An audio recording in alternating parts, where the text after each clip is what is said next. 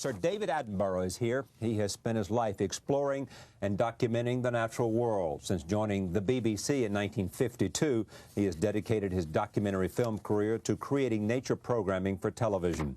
His series Life on Earth and the Private Life of Plants have attracted over 500 million viewers. His latest project, The Life of Birds, explores the habits and habitats of hundreds of species of birds. I am pleased to have him back at this table. Welcome back. Thank you. What a great picture on a book. Yeah. How's that for a beak? Huh? Nice bird. Nice What bird. is that bird? Well, it's a toucan, but it's not quite as nice as it looks. It looks comic, doesn't it? But in fact, it eats nestlings of other birds. That's not good. That's not too good. No.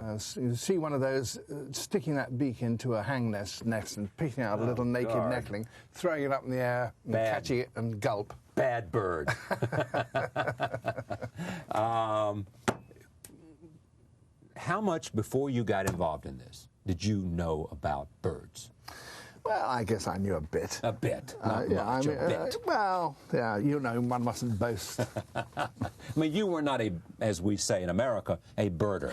I'm not as good as a lot of people I know at identifying birds from a snatch of a song or just a flick of a vision. Were you a bird watcher? Would you go out and spend, before you got involved in this, spend time? Oh, yeah. I've been doing that since I was a kid. But the thing is, whereas some people get a charge from seeing something that's extremely rare, I get more of a charge of seeing something common, but trying to do something rare and trying to work out why it does it and how it does it. Okay, what would doing something rare, what would that be?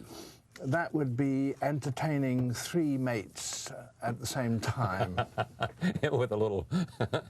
in sex or... In sex. Oh, 3 at a time, same time? Not at the same time. No, let's not go too far into the details into this. Kiki birds. But you know, well, there's a very common bird in this. I mean, we all tend to think that mummy bird and daddy bird, and they bring up baby birds, but actually it's not like that in a lot of instances. One of the really common birds in the British Gardens, a thing called a hedge sparrow, the female will have an alpha male, that is a main partner, but because she wants other males to help her bring up the kids, she will keep another 1 or 2 young males in reserve, as it were, and whereas she mates with the king male, with her first male, on the middle of the lawn, proudly, right. And then she would go under the rhododendrons. What's the name of this bird?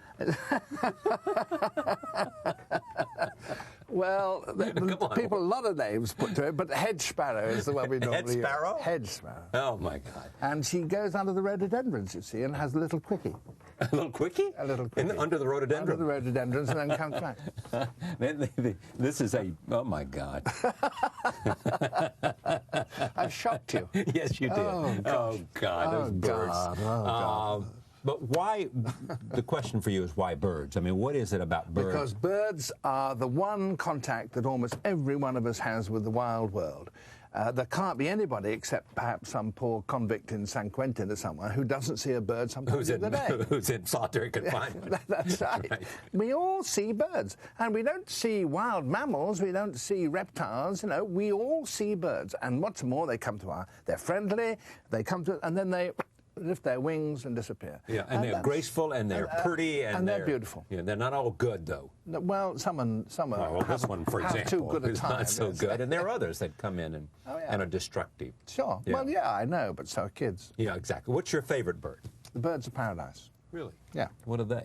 Birds of paradise? Well, they are the most beautiful birds in the world. They have the most extravagant decorations. They live entirely in the... Do we have pictures of these birds in here or not? You know? Yeah, some of them. All right, go ahead. Tell me about the birds of paradise. Well, they just are extremely varied in their plumage, and they are all polygamous, I regret to say. Oh, they are? Well, quite a lot of birds bad birds again.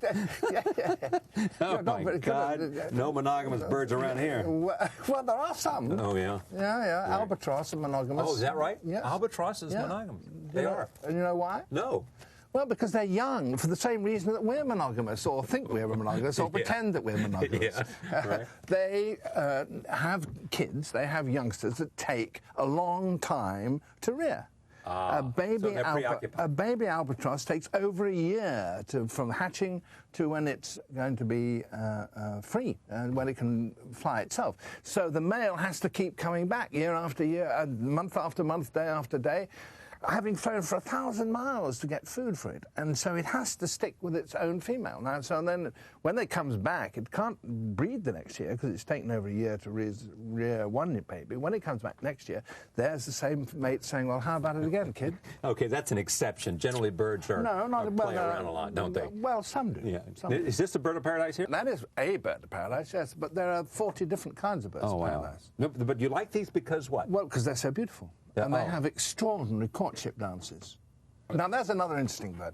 That is a bowerbird, which also lives in New Guinea, which puts these things here, accumulates them. See, it's got in its beak there, and it brings it along and puts it there. This is not a nest. What are those red things? They're blossoms. Blossoms, okay. And it's like a treasury, that is. Yeah. And he is putting it there to save the females. See what treasures I've got.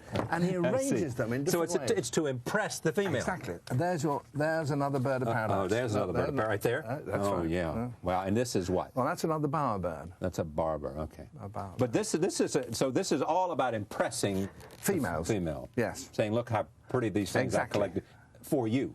Well, what do you mean for you? No, the bird said. One bird says, "Look, I collected all this. They're beautiful, but I did it for you." Yeah, I did, darling.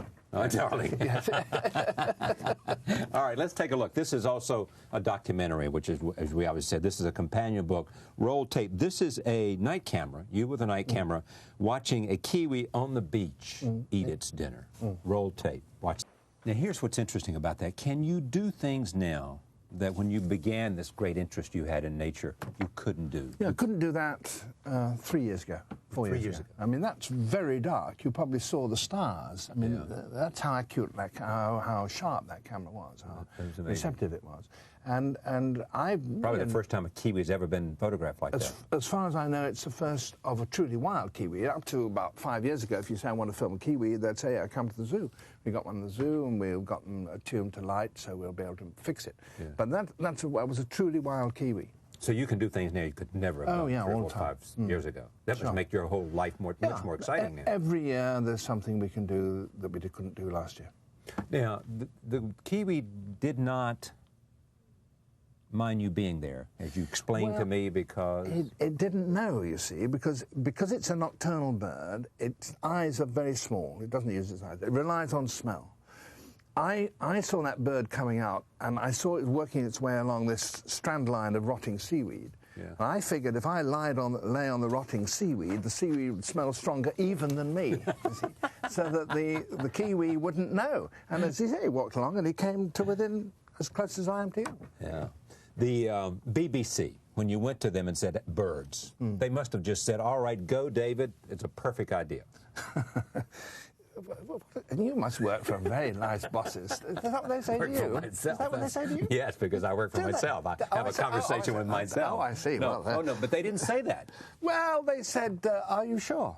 They said, you've got a script here. It says the demands of the egg. Is that a 1 hour show on eggs? I said, yes, it's a 1 hour show.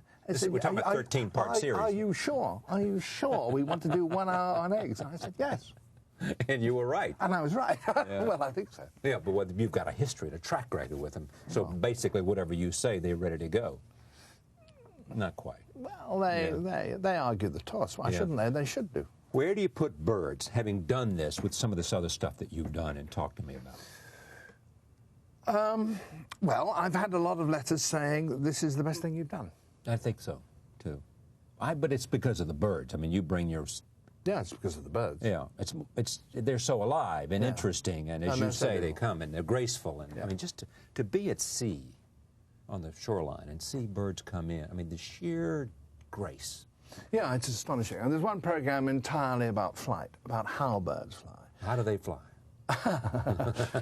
Well, how can I explain this? That's right. Why are your arms so tired? I just flew in from London. On the other hand, if you're an albatross, you know, it's this. Yeah. And you can watch an albatross for minutes on end, and it doesn't even seem to shift. And that's quite clever. How many members of your team? Well, at any one time, there are 4 of us, probably 5, but maximum, that's 5. Sometimes there's a cameraman working by himself.